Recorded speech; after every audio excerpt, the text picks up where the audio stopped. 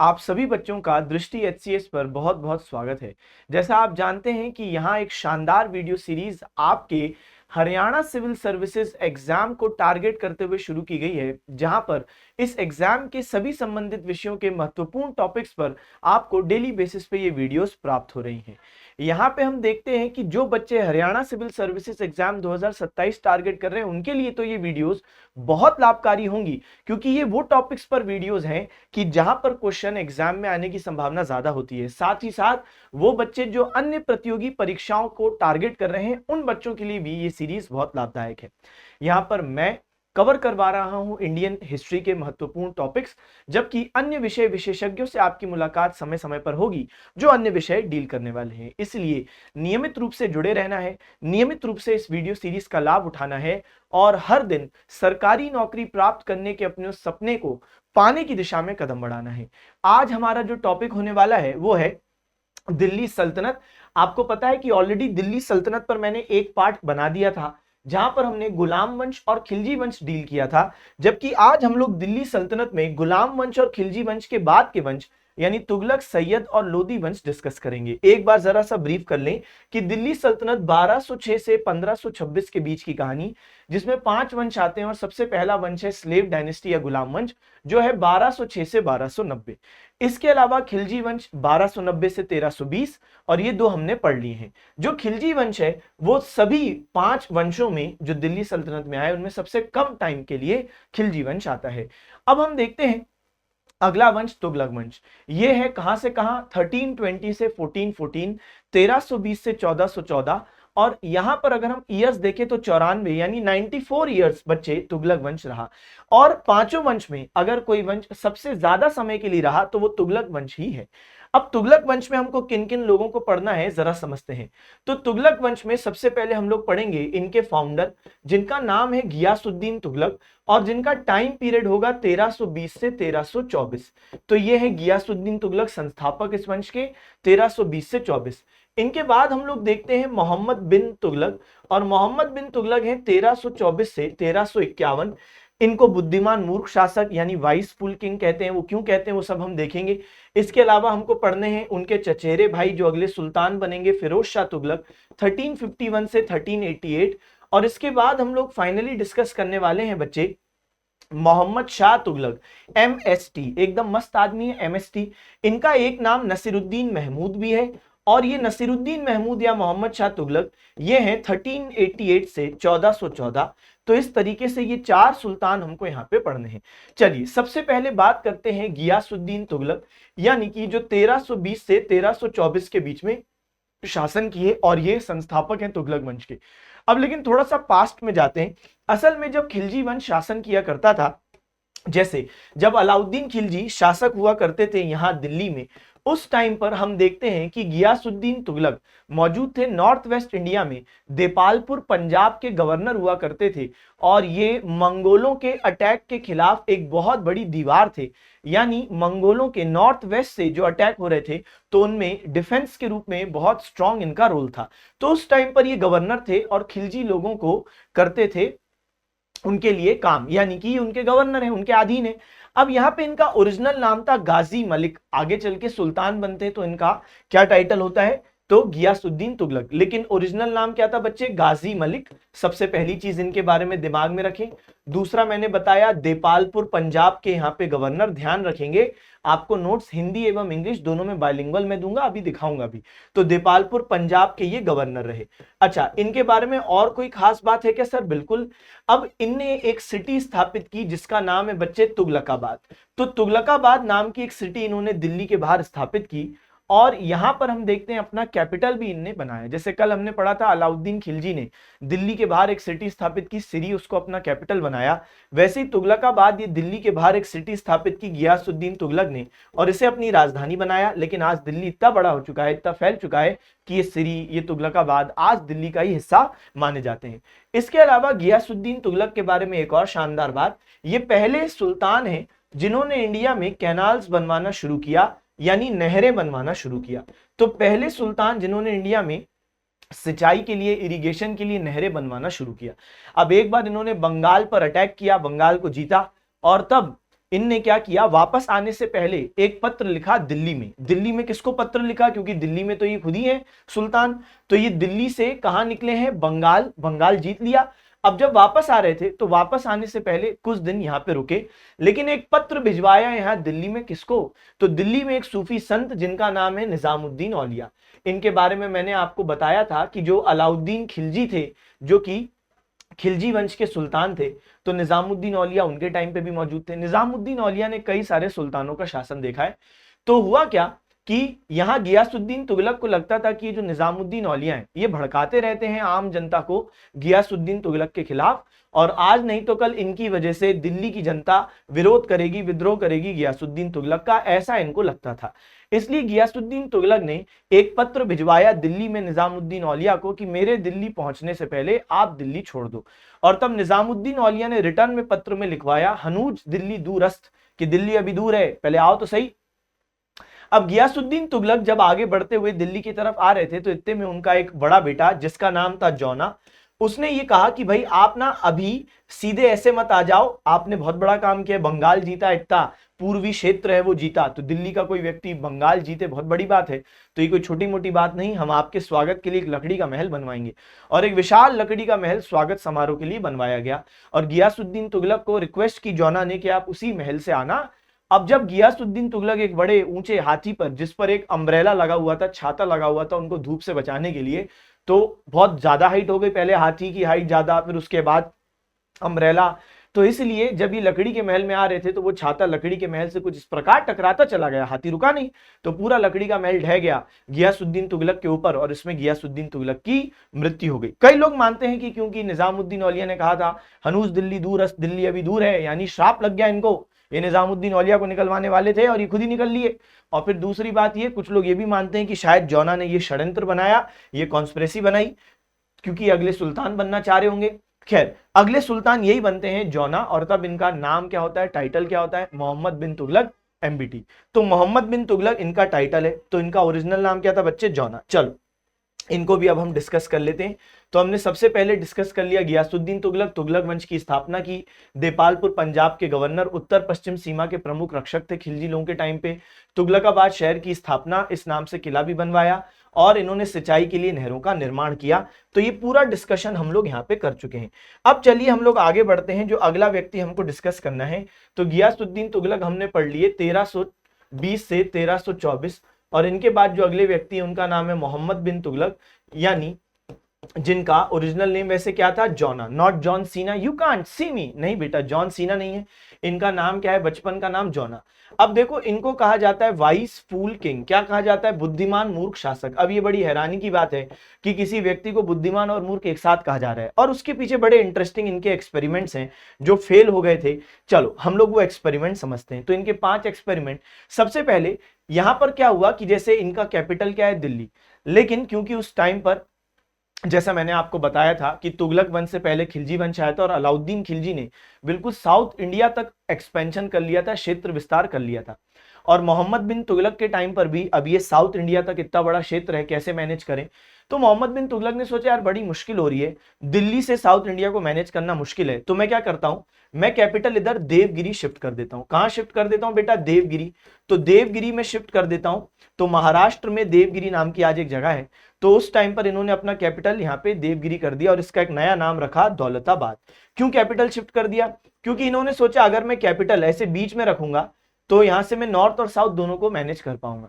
जैसे पति क्या कोशिश करता है, पति कोशिश करता है कि भैया थोड़ा मम्मी का सुन लिया, थोड़ा पत्नी का सुन लिया, इस प्रकार दोनों को बैलेंस करने की कोशिश की। क्योंकि अगर आपने ज्यादा आपने मम्मी का पक्ष लिया तो फिर पत्नी क्या बोलती है, ममाज बॉय हो तुम, ममाज बॉय।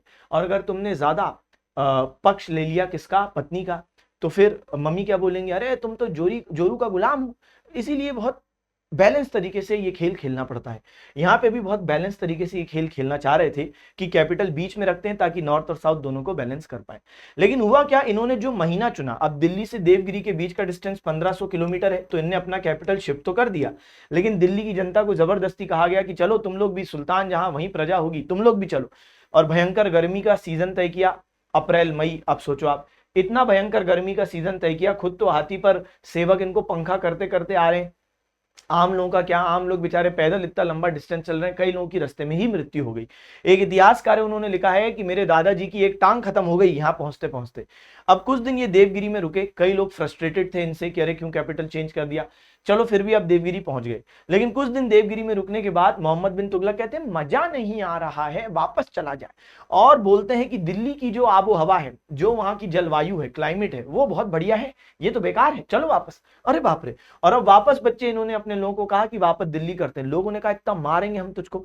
कुल मिलाकर बच्चे कई सारे लोग अब इसके साथ वापस नहीं आए, लेकिन इस पूरे प्रोसेस में इन्होंने लोगों को नाराज किया, इस पूरे प्रोसेस में पैसा खर्च किया, समय व्यर्थ करवाया, तो इसलिए दिल्ली की जनता इनसे नाराज। तो इसलिए ये बुद्धिमान मूर्ख शासक कहे जाते हैं। तो पहला इनका मैंने आपको एक्सपेरिमेंट बता दिया, दिल्ली से देवगिरी इनने जो राजधानी परिवर्तन किया है, सबसे पहला इनका फेल्ड एक्सपेरिमेंट वो है। दूसरा टोकन करेंसी यानी सांकेतिक मुद्रा की शुरुआत। अब देखो क्या था, अभी तक एक बहुत बड़े स्तर पर सिक्का इस्तेमाल होता था दिल्ली सल्तनत में, टंका। और टंका इल्तुतमिश ने शुरू किया था, मैंने बताया था, और वो चांदी के टंका होते थे। लेकिन मोहम्मद बिन तुगलक के टाइम में चांदी की बहुत शॉर्टेज हो गई। अब जब चांदी नहीं था तो इस व्यक्ति ने क्या दिमाग लगाया, जो सही दिमाग था, इसने बोला भाई हमारे पास कौन सा मेटल है। तो इसके अधिकारियों ने बताया कि हमारे पास कॉपर यानी तांबा, हमारे पास कॉपर यानी तांबा है। इसके अलावा हमारे पास ब्रॉन्ज है, यानी हमारे पास कांसा है, यानी कांस्य। तो ये हमारे पास है। तो इसने बोला ठीक है, ऐसा करते हैं कि हमारे पास जो मेटल है कॉपर और ब्रॉन्ज, हम वही सिक्के बनाएंगे, उससे ही सिक्के बनाएंगे क्योंकि वही मेटल है हमारे पास। लेकिन इस पे जो वैल्यू रखेंगे वो सिल्वर सिक्कों वाली वैल्यू रखेंगे, यानी जो सिल्वर के सिक्के, टंका जो अभी तक हम इस्तेमाल करते थे उसकी जितनी वैल्यू होती थी, जो उस पे ऊपर लिखा रहता था, वही हम छापेंगे इनके ऊपर। यानी ये मेटल होंगे कॉपर ब्रॉन्ज, लेकिन उस पर लिखी होगी वैल्यू वही सिल्वर कॉइन वाली, यानी हायर वैल्यू लिखी होगी। अब क्या होता था, उस टाइम पर एक व्यवस्था ऐसी थी कि कोई भी व्यक्ति मार्केट से कच्चा धातु खरीद सकता है, और सरकारी मिंट होती थी। मिंट मतलब जहां पर सिक्कों को ढाला जाता था, बनाया जाता था। तो कोई भी व्यक्ति ऐसा कच्चा खरीद सकता था, मेटल धातु, और ले जाओ सरकारी मिंटों में और वहां पर अपने सिक्के ढलवा लो। पहले का ये नियम था। अब इससे पहले तक क्योंकि आप सिल्वर मार्केट से खरीद रहे हो तो आपको सिल्वर का कॉस्ट देना पड़ेगा आम लोगों को, और उसके बाद वो जाते थे सरकारी मिंटों में और उस पर सिल्वर की वैल्यू लगवा लेते थे। तो किसी को कोई विशेष फायदा तो था नहीं, सिल्वर खरीद रहे हो, सिल्वर का दाम दे रहे हो और सिल्वर के सिक्के बनवा ले रहे हो। लेकिन अब क्या हो रहा है, अब आप समझो, यहाँ पे कॉपर या ब्रॉन्ज ये तो सस्ते आते हैं, तो व्यक्ति मार्केट से सस्ता कच्चा कॉपर या ब्रॉन्ज खरीद के ले आता था और फिर उसको सरकारी मिंटों में ले जाके उस पे हायर वैल्यू यानी सिल्वर के सिक्कों की वैल्यू छपवा के ले आ रहा है। यानी लोगों ने इसको बिजनेस बना लिया, अरे कि ये तो सस्ता कांसा या सस्ता तांबा खरीदो और उस पर हायर वैल्यू लगवा लाओ, छपवा लाओ, और फिर उसको मार्केट में हायर वैल्यू पर सिक्के को इस्तेमाल करो। तो यानी लोगों ने इसको बिजनेस बना लिया, हर कोई यही करने लगा कि सस्ता धातु खरीदो और मार्केट में उसको फिर महंगे सिक्के के रूप में छपवा के चलवाओ। तो इससे मार्केट में हर कोई यही कोई करने लगा, इसलिए इन्फ्लेशन यानी महंगाई बहुत बढ़ गई। क्योंकि जब भी मार्केट में मनी सप्लाई बढ़ता है, जब भी मार्केट में बहुत पैसा आ जाता है तो महंगाई बढ़ जाती है, क्योंकि सामान तो उतना ही है लेकिन अब खरीदने वाले लोगों की तादाद बढ़ गई है।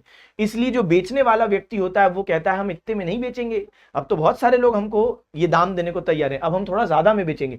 तो इसलिए महंगाई बढ़ जाती है। तो इसलिए मोहम्मद बिन तुगलक के टाइम पे बहुत महंगाई बढ़ गई और तब भी लोग इसको ही गाली दे रहे थे। वैसे इसकी गलती बस इतनी थी कि इसने ये डिसीजन सही लिया टोकन करेंसी शुरू करने का। आज भी इंडिया में टोकन करेंसी यूज होती है ना, कि जहां पर हम लोग कागज के नोटों पर छापते हैं 500 2000, ये क्या है, टोकन करेंसी तो है, क्योंकि उसकी जो खुद की कागज की वैल्यू है वो तो 1 रुपए का कागज है, लेकिन उस पर हम छाप रहे हैं हायर वैल्यू। ये भी वही कर रहा है, सस्ते चीज पर हायर चीज छपवा दे रहा है। लेकिन इसको क्या करना था उस टाइम पर, सरकारी मिंटों पर प्राइवेट जो इंडिविजुअल व्यक्तिगत रूप से लोग अपना कच्चा लोहा ला रहे हैं, सॉरी कच्चा धातु ला रहे हैं, तो उसके सिक्के नहीं ढालने थे, वो मना कर देना था। लेकिन अब इतनी महंगाई बढ़ गई कि तब भी लोग इसको ही गाली दे रहे हैं कि तेरी वजह से महंगाई बढ़ी। ये कहता है तुम लोगों की मूर्खता की वजह से महंगाई बढ़ी। कुल मिला के ये भी व्यवस्था इनको खत्म करनी पड़ी। दिल्ली के बाहर लोग बड़े स्तर पर सिक्कों का ढेर लगा के चले गए कि देखो फालतू हो गई ये सिक्के, कुछ नहीं आ रहा है इतने में, बहुत इन्फ्लेशन हो गया। तो कुल मिला के बहुत महंगाई बढ़ गई, लोगों ने इसको ही गाली दी। ये एकमात्र दिल्ली सुल्तान था जिसको लोग पत्रों में लिख लिख कर गाली देते थे, मतलब लोग इसको लेटर लिखते थे, उसमें गालियां होती थी। पढ़ने वाला व्यक्ति भी 2-4 अपनी तरफ से एक्स्ट्रा फ्रस्ट्रेशन निकालने के लिए गालियां पढ़ देता होगा। बस किसी दिन अगर मोहम्मद बिन तुगलक ने बोल दिया कि लाओ मैं भी देखूं लेटर में क्या लिखा है, अरे उस दिन वो आदमी गया जो एक्स्ट्रा 2-4 गालियां लिख दिया था कि मालिक मैं तो इंटरप्रेट कर रहा था कि ये भी बोल ही रहा होगा वो। खैर, तो यहाँ पे हमने टोकन करेंसी वाली बात देखी। फिर देखो गंगा यमुना जो दोआब क्षेत्र है, यहाँ पर इन्होंने टैक्स बहुत बढ़ा दिया। अब ध्यान दो, ये भी वैसे देखो बुद्धिमानी वाली काम था, ये कोई गलत काम नहीं किया इसने। अब इसने क्या बोला, इसने बोला कि जो ये गंगा यमुना दोआब क्षेत्र है, यहाँ पे जो जमीन है वो ज्यादा उर्वर है, वो ज्यादा फर्टाइल है, तो यहाँ के लोगों से मैं ज्यादा टैक्स लूं। लेकिन जिस साल इसने उन पर ज्यादा टैक्स इंप्लीमेंट किया, उस साल वहां पर अकाल आया हुआ था। अरे तो किसानों ने बोला, मूर्ख आदमी, भैया तुम अभी क्यों हमसे टैक्स ज्यादा मांग कर रहे हो, इस बार तो हमारे यहाँ बारिश ही नहीं हुई। तो ये सोचता सही था, लेकिन एग्जीक्यूशन टाइमिंग सही नहीं होता था। अब आप देख रहे हो, टैक्स बढ़ाऊंगा सही सोचा है, क्योंकि यहाँ के लोगों का उपज वैसे ज्यादा होता है, उत्पादन ज्यादा होता है, तो उनसे ज्यादा टैक्स लो। लेकिन जिस साल इनने वहां पे इंप्लीमेंट किया, तो ये देखना चाहिए था ना कि वहां पर अकाल आया है, लोगों के पास खुद खाने को नहीं है, तो यहाँ पे भी लोगों ने विरोध किया। फिर इसके अलावा इनका एक अगला है खुरासन एक्सपेडिशन। क्या है बच्चे अगला? तो अगला है खुरासन एक्सपेडिशन। सर ये खुरासन एक्सपेडिशन क्या है, जरा ये समझाइए। हाँ, तो यहाँ पर एक क्षेत्र है जो ईरान और आसपास वाला क्षेत्र। तो पहले यहाँ पर हम देखते हैं, एक राज्य हुआ करता था खुरासन, एक देश हुआ करता था खुरासन, एक क्षेत्र हुआ करता था खुरासन। यहाँ पे राजा की डेथ हो गई। राजा की डेथ के बाद यहाँ पर उसके बच्चे आपस में लड़ने लग गए कि अगला राजा कौन बनेगा। यानी पूरा अनस्टेबल माहौल है, इंस्टेबिलिटी है ना, और बच्चे आपस में लड़ रहे हैं। इतने में यहाँ पे इजिप्ट का राजा, मिस्र का राजा मोहम्मद बिन तुगलक को पत्र लिखता है कि देखो मोहम्मद भाई, तुम थोड़ी सेना बनाओ, थोड़ी सेना मैं बनाता हूं, हम दोनों यहाँ पे खुरासन पर अटैक करते हैं, खुरासन को कब्जे में लेते हैं, आधा खुरासन तुम्हारा आधा खुरासन मेरा। अरे मोहम्मद बिन तुगलक बहुत खुश हो जाता है कि भैया तू ही है बस जो मेरा नाम रोशन करेगा। खुश, सपने दिख गए इनको। इनने भी वैकेंसी निकाल दी, 3,70,000 सोल्जर्स को रिक्रूट कर लिया। बताओ कि हम अटैक करेंगे इस पे और अब मेरे अच्छे दिन आएंगे। पता चला कि उसके बाद इजिप्ट का राजा कोई रिस्पॉन्स ही नहीं दे रहा है। मोहम्मद बिन तुगलक ने कुछ महीने बीत गए और बोला इजिप्ट के राजा को, हम तैयार हैं, कब अटैक करना है। ये मैसेज सीन करके अनरीड कर दे रहा है, मतलब कोई जवाब ही नहीं दे रहा। बताओ साहब, डबल टिक आ जा रहा है ब्लू कलर का जो व्हाट्सएप पे आता है, लेकिन ये कोई रिस्पॉन्स नहीं दे रहा है, देख रहा है मैसेज लेकिन कुछ नहीं कर रहा। तब 1 साल बीत गया, मोहम्मद बिन तुगलक को समझ में आ गया कि उसके साथ प्रैंक हुआ है और कैमरा उधर। कुल मिला के ऐसी स्थिति में मोहम्मद बिन तुगलक को ये 3,70,000 सोल्जर्स को खत्म करना पड़ा। खत्म मतलब कि इनको नौकरी से हटाना पड़ा। अब ऑब्वियस सी बात है, आपने किसी को सरकारी नौकरी के सपने दिखाया फिर उसको बीच मझधार में छोड़ दिया तो वो तो नाराज हो गई। इसलिए यहाँ पे हमने देखा कि मोहम्मद बिन तुगलक से कई सारे सैनिक नाराज हो गए कि आपने हमको बीच में ही लात मार दी, छोड़ दिया, और 1 साल तक इतने सारे सोल्जर्स को सैलरी दी, उससे राजकोष पर, ट्रेजरी पर अलग दबाव बना। तो यहाँ पे खुरासन एक्सपेडिशन भी फेल और इसमें सैनिक भी नाराज। और यहाँ पर मीनवाइल खुरासन में जो एक बेटा था तो वो जीत गया और वो अपना नया राजा बन गया। अब तो वहां पे कोई अस्थिरता भी नहीं रही, अब तो वो बन गया राजा। खैर, अगला है बच्चे कराचिल अभियान। ये कराचिल अभियान क्या है जरा समझो। तो यहाँ पर ये क्षेत्र जो है कराचिल कहलाता है, हिमाचल प्रदेश में। तो यहाँ पे चीनी लोगों ने अटैक करा और कुछ क्षेत्र अपने कब्जे में लिया। तो मोहम्मद बिन तुगलक ने एक सेना बनाई जिसका काम था कि इस क्षेत्र में जाओ और यहाँ से चीनियों को निकालो। लेकिन अब ये जो सेना मोहम्मद बिन तुगलक ने भेजी वो रास्ता भटक गए, जंगलों में ही खो गए, भटकते रहे, सेम जगहों पे बार बार घूम रहे। नतीजा खाना खत्म। एक ऐसी स्थिति आ गई कि इंसान इंसान को खा रहा है मार के। और फिर तो कुछ आदिवासियों ने कुछ सैनिकों को घेर लिया, हुंगा लाला हो हुंगा लाला। कुछ तो आदिवासियों ने कुटाई कर दी सैनिकों की। जैसे तैसे कुछ सैनिक जो यहाँ पहुंच पाए चीनियों के पास, क्योंकि संख्या बहुत कम हो गई थी, तो यहाँ पे चीनियों ने भी कुटाई की। जैसे तैसे कुछ सैनिक बच के मोहम्मद बिन तुगलक के पास आए। मोहम्मद बिन तुगलक बोले, अरे वाह तुम लोग आ गए, जीत गए। सैनिकों ने कहा, इतना मारेंगे तुझको, हमको मैप देके नहीं भेज सकता था तू। तो इस तरीके से कराचिल अभियान भी विफल सिद्ध हुआ। यहाँ पे भी हार हो गई, कई सारे सैनिक मारे गए। जिन परिवारों के सैनिक मारे गए, ऑब्वियस सी बात है वो परिवार मोहम्मद बिन तुगलक से नाराज। तो असली नाम जौना, बुद्धिमान मूर्ख शासक पहला, दिल्ली से देवगिरी इनने जो कैपिटल शिफ्ट किया है, और दिल्ली से जो देवगिरी का कैपिटल शिफ्ट किया है, तो कई लोग रास्ते में वहां पे उनकी मृत्यु हो गई क्योंकि भयंकर गर्मी का समय था। इनने याद रखना नया नाम दिया देवगिरी को, और वो नया नाम क्या था बेटा? दौलताबाद। तो ये एग्जाम में आ सकता है। ठीक है, चलो अगली चीज देखो। सांकेतिक मुद्रा यानी टोकन करेंसी की शुरुआत की थी। जहां पर हमने देखा चांदी की कमी थी तो इन्होंने कांसे के सिक्के चलवाने का फैसला किया जिनका मूल्य चांदी के सिक्कों के बराबर था। लेकिन क्योंकि सरकार लोगों को नए सिक्के बनाने से नहीं रोक पाई, इसके परिणाम स्वरूप बाजार में नए सिक्कों की बाढ़ आ गई, मुद्रास्फीति इन्फ्लेशन हो गया, नए सिक्के वापस लेने पड़े। मोहम्मद बिन तुगलक ने गंगा यमुना दोआब क्षेत्र में करों की वृद्धि की, जिससे उस समय के लोगों में बहुत गुस्सा हुआ, और वहां पहले से ही अकाल था तो ऑब्वियस सी बात है लोग तो नाराज होंगे। चलो अगला, प्रस्तावित खुरासन अभियान। मोहम्मद बिन तुगलक ने मिस्र के राजा के साथ खुरासन को जीतने का फैसला किया। उन्होंने इस उद्देश्य के लिए 3,70,000 सोल्जर्स की सेना बनाई। बाद में यह परियोजना बेकार हो गई, सेना को भंग करना पड़ा, राजकोष पर दबाव आया। चीनी आक्रमण, कराचिल अभियान। तो यहाँ पर चीनी आक्रमण के खिलाफ हिमाचल प्रदेश के कांगड़ा में शुरू किया गया कराचिल अभियान। मोहम्मद बिन तुगलक की सेना को करारी हार का सामना करना पड़ा, तो ये भी इनका कैंपेन विफल रहा। चलो अब हम लोग कहां पर आते हैं, और क्या किया मोहम्मद बिन तुगलक ने। तो मोहम्मद बिन तुगलक ने बच्चे सती को खत्म करने की कोशिश की। इनने आदेश जारी किया कि कोई भी महिला जिसको सती करने को कहा जा रहा है, पहले वो हमसे सुल्तान से परमिशन लेगी। तो कई बार सुल्तान के पास महिलाएं आती थी और बोलती थी हमको सती नहीं करना, गांव वाले जबरदस्ती कर रहे हैं। तब मोहम्मद बिन तुगलक बोलते थे कि तुम गांव वालों को जाके कह दो, हम भी आदेश पारित करते हैं कि हमने तुम्हें सती करने से रोक दिया, बस। और जो महिला अड़ जाती थी कि नहीं नहीं, बुरा है भला है जैसा भी है, मेरा पति मेरा देवता है, अब पति मर गया हम भी मरेंगे, तो फिर ये रोकता नहीं था, कैरी ऑन। इसके अलावा हम देखते हैं ये गंगा जल पीते थे, तो इनने बहुत सहिष्णुता की नीति अपनाई। थे मुसलमान लेकिन सहिष्णुता की नीति अपनाई, टॉलरेंस की नीति अपनाई, रिलीजियस टॉलरेंस। कैसे, जैसे गंगा जल पीते हैं, जैसे इसके अलावा होली खेलते हैं, होली खेलते हैं, बताओ। और फिर ये माउंट अबू राजस्थान में दिलवाड़ा जैन मंदिर है, तो जैन मंदिर उनका दौरा भी इन्होंने किया, तो दिलवाड़ा जैन मंदिर का दौरा भी किया। तो दिलवाड़ा जैन मंदिरों का दौरा करने वाले पहले सुल्तान। इसके अलावा हम देखते हैं कि इनके टाइम पर एक विदेशी यात्री जिसका नाम होता है इब्न बतूता, वो आता है। कहां से आता है, मोरक्को। मोरक्को अफ्रीका में एक देश है, वहां से इब्न बतूता आता है। और इब्न बतूता एक पुस्तक इनके टाइम पर लिखता है जिसका नाम है रहला। तो रहला नाम की एक पुस्तक इब्न बतूता लिखते हैं। अच्छा, इसके अलावा मोहम्मद बिन तुगलक के टाइम पर हम देखते हैं कि एग्रीकल्चर डिपार्टमेंट बनाया जाता है और इस कृषि विभाग का नाम होता है दीवाने कोही।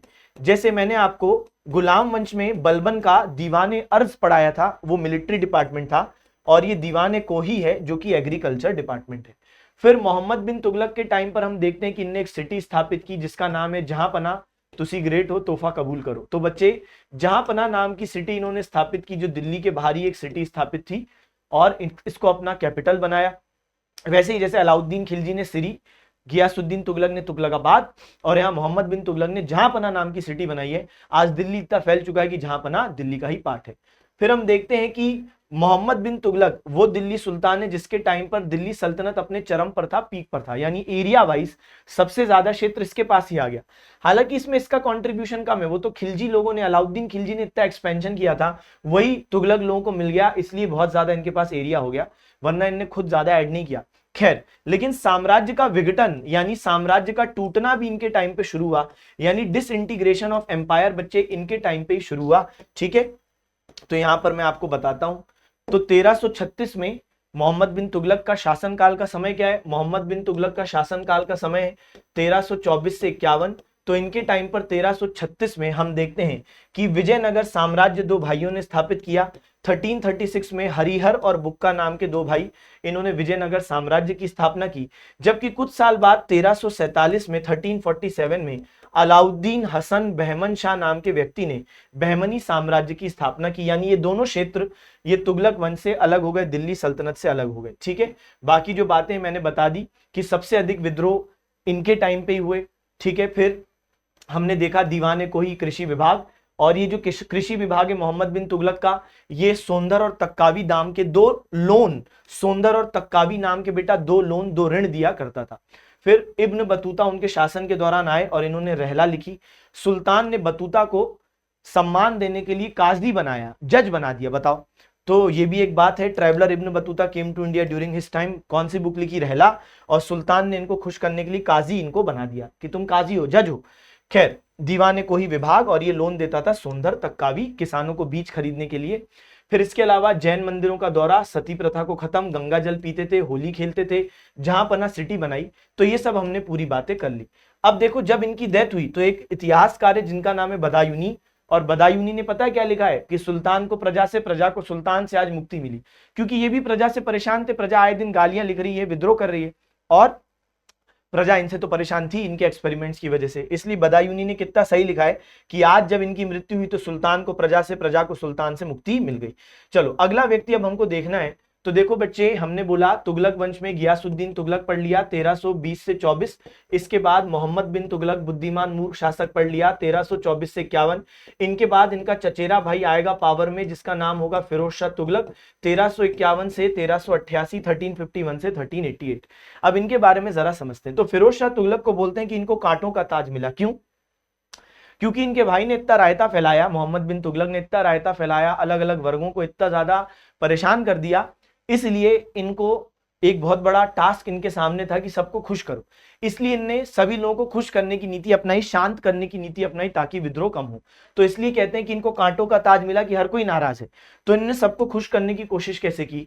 जैसे सबसे पहले सैनिक, तो फिरोज शाह तुगलक ने सैनिकों को खुश करने की ऐसे कोशिश की कि इनके पदों को वंशानुगत बना दिया। इन्होंने एक आदेश जारी किया कि जो भी व्यक्ति मेरी सेना में सैनिक है, तो अब से उसका पद वंशानुगत है, यानी अब उसके परिवार वालों को यह पद मिलेगा। यानी कोई सैनिक रिटायर होने के बाद अपने बेटे, अपने दामाद, अपने दास या किसी अन्य को भी भेज सकता है। बताओ, तो मेरिट यानी योग्यता खत्म कर दी। अब हो सकता है भाई जो व्यक्ति सैनिक बना, अभी जो था सैनिक, वो तो अपने दम पे था, लेकिन उसका बेटा हो सकता है इंटरेस्टेड नहीं हो सकता है ओवरवेट हो, सेना के लिए फिट ना हो, फिर भी अब वो सैनिक बन सकता है। तो यहाँ पर इनने सैनिकों के पदों को वंशानुगत बनाया। इतना ही नहीं, इन्होंने इक्ता सिस्टम को भी क्या कर दिया बच्चे? वंशानुगत कर दिया। आपको याद है इक्ता व्यवस्था किसने शुरू की थी? आई से इक्ता, आई से इल्तुतमिश, इल्तुतमिश ने, ई से इक्ता, ई से इल्तुतमिश, इसने शुरू की थी इक्ता व्यवस्था। तो इल्तुतमिश ने शुरू की थी, इल्तुतमिश। लेकिन इल्तुतमिश के टाइम पर जिसमें योग्यता होती थी उसको इक्ता का हेड बनाया जाता था, जिसको हम कहते हैं मुक्ति, या इसका एक और नाम है वली। तो ये होता था जो इक्ता का हेड होता था। समझ में आई बात? लेकिन फिरोज शाह तुगलक ने बोला कि अब से इक्ता के जो हेड है मुक्ति, या जिसको वली भी कहते हैं, तो अब से ये वंशानुगत है। यानी कोई व्यक्ति जो अपनी काबिलियत पर एडमिनिस्ट्रेटर बना, मुक्ति बना, अब उसका बेटा अगला मुक्ति बन सकता है। बताओ, यानी अब मेरिट खत्म कर दिया एक बार फिर से। तो यहाँ पे इनने सेना की क्वालिटी गिरा दी, एडमिनिस्ट्रेटर्स की क्वालिटी गिरा दी, सिर्फ खुश करने के लिए। इसके अलावा जो इस्लामिक कानून के जानकार होते हैं उनको हम कहते हैं उलेमा। अब क्योंकि मोहम्मद बिन तुगलक ने जो नीति अपनाई थी, जैसे जैन मंदिर घूमना, गंगा जल पीना, होली खेलना, तो उससे जो रूढ़िवादी जो मुसलमान थे और जो इस्लामी कानून के जानकार, जिनको हम उलेमा कहते हैं, तो ये लोग बहुत नाराज हुए। किससे? मोहम्मद बिन तुगलक से। तो फिरोज शाह तुगलक ने इनको खुश करने के लिए घोषित किया कि मैं फिरोज शाह तुगलक एक सच्चा सुन्नी मुसलमान हूं, और जो आप कहोगे वो मैं करूंगा, जो जीजाजी कहेंगे वो हम करेंगे। तो कुल मिलाकर बच्चे, उलेमाओं के कहने पर फिरोज शाह तुगलक ने फिर बहुत सारी चीजें की। जैसे उलेमाओं के कहने पर इन्होंने शिया समुदाय का, क्योंकि मुसलमानों में एक सुन्नी एक शिया, तो ये तो क्योंकि सुन्नी मुसलमान है, तो इन्होंने शिया समुदाय का एक मुहर्रम इवेंट होता है, आपने सुना होगा, आज भी होता है मुहर्रम, तो उसको बैन कर दिया। और इतना ही नहीं, फिर हम ये भी देखते हैं कि उलेमाओं ने इनको कहा कि देखो, जो महिलाएं हैं वो ये सूफी संतों की कब्र पे जा रही हैं, ये कहीं पे इस्लाम में कहीं नहीं लिखा, तो ये गलत प्रथा है, इसको बैन करो। तो इसने महिलाओं के, मुस्लिम महिलाओं के सूफी संतों की कब्र पर जाने पर बैन लगाया। और क्या किया? इनने ज्वालामुखी मंदिर हिमाचल प्रदेश, उस पर अटैक किया। बताओ, तो ज्वालामुखी मंदिर हिमाचल प्रदेश, उस पर अटैक किया, वहां पे मंदिर तोड़ा, कई सारे ब्राह्मणों को मारा, और फिर वहां पे बहुत सारी पांडुलिपि, यानी हाथ से जो इसको लिपि मिली, बहुत सारी चीजें मिली, वो अपने साथ दिल्ली ले आए और यहाँ पर इसको फारसी भाषा में ट्रांसलेट करवाया कि पढ़ें कि लिखा क्या है। तो ये सब इनके काम है। ठीक है। इसके अलावा बच्चे यहाँ पे एक और चीज मैं ऐड कर देता हूं, इक्ता को तो वंशानुगत बनाया, साथ साथ इन्होंने दाग और चेहरा सिस्टम भी खत्म कर दिया। क्यों? दाग और चेहरा सिस्टम मैंने पढ़ाया था, अलाउद्दीन खिलजी ने शुरू किया था भ्रष्टाचार को रोकने के लिए, जहां पर घोड़ों पर एक दाग लगा दिया जाता था, मार्क लगा दिया जाता था, ताकि वो मार्क लगने के बाद अब वो घोड़ों का इस्तेमाल कोई दूसरा मुक्ति या वली ना कर पाए। लेकिन यहाँ पे इन्होंने, फिरोज शाह तुगलक ने कहा कि नहीं नहीं, ये भ्रष्टाचार तो होता रहता है, भ्रष्टाचार कोई रोक पाएगा, दाग और चेहरा सिस्टम हटाओ, थोड़ी बहुत चीटिंग तो चलने दो। इनफैक्ट एक बार फिरोज शाह तुगलक के दरबार में एक व्यक्ति आया जिसने कहा कि आपका एक अधिकारी मुझसे इस काम के लिए पैसे मांग रहा है। उस अधिकारी को चिल्लाने की बजाय इसने उस व्यक्ति को कहा कि तुम मुझसे ये पैसा ले जाओ, उस अधिकारी को ये पैसा दे देना, लेकिन कंप्लेन मत करो। तो यानी खुद ही भ्रष्टाचार बढ़ाता था।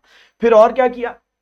फिरोज शाह तुगलक ने कई सारे नगरों का निर्माण किया, इसलिए इसको नगरों का निर्माता, बिल्डर ऑफ सिटीज कहते हैं। जैसे जौनपुर, ये उत्तर प्रदेश में अपने भाई जौना, इनका था ना मोहम्मद बिन तुगलक भाई जौना, उसके नाम पर बच्चे इन्होंने जौनपुर सिटी की स्थापना की। इसके अलावा इन्होंने हिसार, जो हरियाणा में है आज, उसकी स्थापना की। फतेहाबाद, अपना बेटा, इनका एक बेटा था फतेह खान, उसके नाम पर फतेहाबाद नाम की एक सिटी स्थापित की। फिर इन्होंने फिरोजपुर, फिरोजाबाद नाम की सिटी भी स्थापित की। तो ये बिल्डर ऑफ सिटीज कहलाते हैं। अच्छा, अब आपको याद है इनके ही वंश के गियासुद्दीन तुगलक ने सबसे पहले नहरें बनवाई थी, लेकिन सबसे ज्यादा सर्वाधिक नहरें, बेटा सबसे ज्यादा नहरें, सर्वाधिक नहरें, हाईएस्ट नंबर ऑफ कैनाल्स किसने बनवाए? ये फिरोज शाह तुगलक ने बनवाए। फिर हम और देखते हैं और क्या किया, तो हम लोग ये भी देखते हैं कि इनके टाइम पर इनको एक बार एक चस्का लगा कि मैं अशोक के पिलर, अशोक जो प्राचीन भारत में आए तो अशोक क्या जनता से बात करते थे, पत्थरों पर, पिलरों पर, चट्टानों पर लिखवा देते थे जो उनको कहना होता था। तो फिरोज शाह तुगलक ने 2 अशोक के पिलर्स को बेटा शिफ्ट करवाया दिल्ली। एक पिलर टोपरा हरियाणा में एक जगह है वहां से, एक पिलर मेरठ उत्तर प्रदेश। इन दोनों पिलर को दिल्ली हाथियों के माध्यम से लाए, लेकिन उसको डिकोड नहीं कर पाए कि क्या लिखा है। वो तो बाद में एक ब्रिटिश अधिकारी मॉडर्न इंडिया में हम देखते हैं, जेम्स प्रिंसिप जिनका नाम होता है, वो डिकोड करते हैं लिपि को, ठीक है। फिरोज शाह तुगलक नहीं कर पाए थे। इसके अलावा फिरोज शाह तुगलक के टाइम पर हम लोग देखते हैं कुछ बुकें भी लिखी गई, जैसे तारीख ए फिरोज शाही, एक पुस्तक, एक बुक इनके टाइम पे लिखी गई।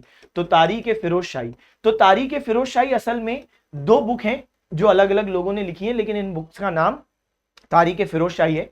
नाम सेम है, लेकिन 2 अलग अलग लोगों ने अलग अलग किताबें लिखी है। तो जैसे एक व्यक्ति है जियाउद्दीन बर्नी, उसने लिखी है बच्चे तारीख ए फिरोज शाही, और एक व्यक्ति है जिसका नाम है शम्स ए सिराज अफीफ। तो शम्स ए सिराज अफीफ, इन्होंने लिखी है बच्चे एक बुक तारीख ए फिरोज शाही। इसके अलावा खुद फिरोज शाह तुगलक ने एक बुक लिखी है जिसका नाम है फतवा ए फिरोज शाही। क्या नाम है? फतवा ए फिरोज शाही, इनके द्वारा लिखी एक पुस्तक का नाम है। इसके अलावा फिरोज शाह तुगलक ने बोला मैं सिर्फ वही टैक्स लूंगा जो कि कुरान में सैंक्शन है। तो 4 टैक्स जो कुरान में सैंक्शन है मैं सिर्फ वही लूंगा। जैसे खराज, ये लैंड टैक्स होता था जो गैर मुसलमानों को देना पड़ता था, मैं ये लूंगा। इसके अलावा जजिया, जो सुरक्षा कर, प्रोटेक्शन टैक्स जो गैर मुसलमानों को देना पड़ता था, मैं ये लूंगा। इसके अलावा जकात, ये प्रॉपर्टी टैक्स, संपत्ति कर, तो जो मुसलमान है जिनके पास एक सीमा से ज्यादा पैसा है तो उनको जकात यानी सीमा कर ये प्रॉपर्टी टैक्स, संपत्ति कर देना पड़ता था। इसके अलावा खम्स, खम्स क्या होता था कि जैसे इनके किसी मुफ्ती या वली ने, गवर्नर ने किसी क्षेत्र पर अटैक किया, जो भी लूटा उसका जो हिस्सा सुल्तान को देना पड़ेगा उसको हम कहते हैं खम्स। तो इनने बोला हम बस यही लेंगे, 4 टैक्स लेंगे जो कुरान में सैंक्शन है, इनके अलावा नहीं लेंगे। इनने ब्राह्मणों पर बड़े स्तर पर जजिया इंप्लीमेंट किया। चलो अब फिर और बात करें। इसके अलावा बच्चे हम लोग देखते हैं कि इन्होंने एक फीस भी ली कि जो भी, क्योंकि इन्होंने सर्वाधिक नहरें बनवाई, तो जो भी नहरों का पानी इस्तेमाल करता था उसको एक फीस देनी पड़ती थी, हासिल ए शर्ब। हासिल ए शर्ब, शर्ब मतलब होता है पानी। तो ये हो गए फिरोज शाह तुगलक के अचीवमेंट्स या इनके बारे में जो भी चीजें थी जो हमको पढ़नी थी। तो नगरकोट, ज्वालामुखी मंदिर, हिमाचल प्रदेश, इस पर अटैक किया। सैनिकों के पदों को इन्होंने वंशानुगत बना दिया, ये भी बात हमने पूरी तरीके से देख ली। उलेमाओं को खुश करने के लिए कई गतिविधियां की, प्रशासन चलाने में उनकी सलाह का सख्ती से पालन किया। तो ये सब मैंने बता दिया। शिया मुसलमानों के मुहर्रम पर बैन लगाया, मुस्लिम महिलाओं के संतों की कब्र पर इबादत की जाने की प्रथा को रोका, एकता प्रणाली को वंशानुगत बनाया, और दाग और हुलिया प्रथा जो अलाउद्दीन खिलजी ने शुरू की थी भ्रष्टाचार खत्म करने के लिए, वो प्रथा इन्होंने खत्म कर दी। फिर गैर मुसलमानों पर जजिया कर सख्ती से लगाया, कुरान में स्वीकृत 4 कर वसूले, हासिल शर्ब नामक सिंचाई शुल्क का प्रयोग किया कि भैया ये देना पड़ेगा। ठीक भी है, क्योंकि भैया जो सुल्तान के द्वारा जो खर्चा करके नहरें बनवाई गई जिससे लोगों का उत्पादन बढ़ रहा है, तो सुल्तान कह रहा है कि हमको पैसा दो, तुम लोगों का उत्पादन बढ़ा तो हमको तुम एक फीस दो। फिर जियाउद्दीन बर्नी ने तारीख ए फिरोज शाही लिखी। खुद फिरोज शाह तुगलक ने फतवा ए फिरोज शाही पुस्तक इनके टाइम पर लिखी है। ठीक है, चलो तो ये हैं वो जो 4 टैक्स जो फिरोज शाह तुगलक लेते थे, खराज, भूमि कर, जजिया, सुरक्षा कर, जकात, संपत्ति कर। तो ये हो गए आपके जो 4 टैक्स ये लेते थे। इसके अलावा फिरोज के शासन के दौरान कई नगरों का निर्माण हुआ। जौनपुर, हिसार, फतेहाबाद, फिरोजपुर, फिरोजाबाद, इन नगरों का निर्माण इन्होंने किया। 2 अशोक स्तंभ दिल्ली लाए गए, टोपरा हरियाणा, मेरठ उत्तर प्रदेश से। यहाँ पर लिपि को समझने का प्रयत्न किया मगर अंततः ये विफल रहे। तो ये बात हमने देख ली। और देखो बच्चे, फिरोज ने कई विभाग स्थापित किए। फिरोज के पास 1,80,000 गुलाम थे। उन गुलामों का नाम, उनका रहन सहन देखना, उनको कपड़े देना, तो उनके लिए बेसिक चीजें इंश्योर करना, और कौन सा गुलाम को किस डिपार्टमेंट में कहाँ किस काम में लगाना है, इसके लिए इनने एक डिपार्टमेंट बनवाया, दीवाने बंदगन। सोचो 1,80,000 गुलाम। इनने अपनी सेना को बोल के रखा था किसी भी क्षेत्र पे हमला करो, वहां पे जो भी यंग हैंडसम लड़के हैं उनको बना लो गुलाम। और फिर उनको अलग अलग जगहों पे बनाया जाता था, लगाया जाता था। जैसे कुछ फिरोज शाह तुगलक के पर्सनल बॉडीगार्ड बनते थे, कुछ होते थे जो कि भेजे जाते थे कारखानों में। कारखाने वो जगह होती थी जहां पे फिरोज शाह तुगलक, उनकी पत्नी, उनके शाही परिवार के लोगों के लिए कोई भी सामान बनवाना होता था तो कारखाने में बनता था, तो वहां पे ये गुलाम होते थे। फिर दीवान खैरात, तो यहाँ पे खैरात मतलब दान, यहाँ पे दान विभाग है। ये गरीब मुसलमान लड़कियों की शादी करवाई जाती थी, और कोई अनाथ है तो उनकी देखभाल की जाती थी। दीवान इस्तियाक, तो ये हो गया आपका पेंशन विभाग। तो दीवान इस्तियाक बच्चे ये हो गया आपका पेंशन विभाग, तो ये भी इन्होंने स्थापित किया। ठीक है, अच्छा, इसके अलावा एक चीज, फिरोज शाह तुगलक ने दारुल शफा बनवाया। दारुल शफा क्या है? तो दारुल शफा एक मुफ्त अस्पताल, फ्री हॉस्पिटल बनवाया। भारत के मध्यकाल में डैश ने बेरोजगारी की समस्या को हल करने के लिए एम्प्लॉयमेंट ब्यूरो बनवाया। तो फिरोज शाह तुगलक ने बच्चे एक एम्प्लॉयमेंट ब्यूरो की स्थापना भी की थी। तो एम्प्लॉयमेंट ब्यूरो की स्थापना भी यहां पर फिरोज शाह तुगलक ने करी थी। तो कुल मिलाकर बच्चे ये हमने पूरी चीज देख ली। फाइनली देखो, तैमूर का आक्रमण होगा किसके टाइम पर? तो जैसे मैंने पढ़ाया गियासुद्दीन तुगलक, तो ये बच्चे 1320 से 24। इसके अलावा मोहम्मद बिन तुगलक 1324 से 51। अच्छा, इसके अलावा हमने पढ़ा फिरोज शाह तुगलक, तो ये हो गए आपके क्या 1351 से 88। और इसके बाद बच्चे हम लोग देखते हैं मोहम्मद शाह तुगलक, या जिसको हम कहते हैं नसीरुद्दीन महमूद, तो ये 1388 से 1414। और इसके टाइम पर हम देखते हैं कि एक विदेशी आक्रमणकारी का अटैक होगा और उसका नाम होगा तैमूर। तो तैमूर फारस का शासक, ईरान का शासक, और ये फारस का शासक, ईरान का शासक, ये इंडिया पे अटैक करेगा 1398 में। और इस टाइम पर जो ये आपके मोहम्मद शाह तुगलक हैं, ये डर के मारे गुजरात भाग जाएंगे। तब तैमूर दिल्ली की जनता को बहुत नुकसान पहुंचाएगा, इतने लोगों को मारेगा कि माना जाता है यमुना 7 दिन तक लाल रही। ये गुजरात भाग गए, इन्होंने कोई लड़ाई नहीं लड़ी। और तैमूर ने बहुत सारी संपत्ति को लूटा। जब तैमूर वापस जा रहे थे तो यहाँ पर उन्होंने अपने एक व्यक्ति खिज्र खान को यहाँ पंजाब का गवर्नर बना दिया। आगे चल के यही खिज्र खान हम देखेंगे कि ये अगला वंश सैयद वंश स्थापित करेंगे। तो कुल मिलाकर बच्चे ये लास्ट रूलर हैं दिल्ली सल्तनत, लास्ट रूलर हैं आपके तुगलक वंश के, और इनके टाइम पे तैमूर का अटैक हुआ लेकिन ये भाग गए थे। तो 1398 में तैमूर का आक्रमण, और मोहम्मद शाह तुगलक, नसीरुद्दीन महमूद इस टाइम पर कौन थे? रूलर थे जो भाग गए। तैमूर ने जब दिल्ली में प्रवेश किया कोई बड़ा विरोध नहीं हुआ, 3 दिनों के लिए दिल्ली को लूटा, हजारों लोगों की हत्या की, भारी धन यहां से प्राप्त किया। ठीक है, और जाते जाते अपना जो खिज्र खान नाम का व्यक्ति है उसको पंजाब का गवर्नर बना दिया, जो आगे चल के नया वंश, तुगलक के बाद कौन सा वंश आएगा? तो सैयद वंश वो स्थापित करेंगे। ठीक है, तो यहाँ पे आप देख सकते हो। लेकिन ये वाली कहानी हम लोग डिटेल में पढ़ेंगे अगली वीडियो में। आशा है आपको यहाँ पे ये क्लास अच्छी लगी, तो पढ़ते रहें, सिलेक्शन लें और अपने माता पिता का नाम रोशन करें। बताइएगा कॉमेंट सेक्शन में आपको ये वीडियो कैसी लगी, जरूर बताइएगा। फिर हम लोग मिलते हैं अगले पार्ट में। Okay, bye bye, thank you, tata, see you again.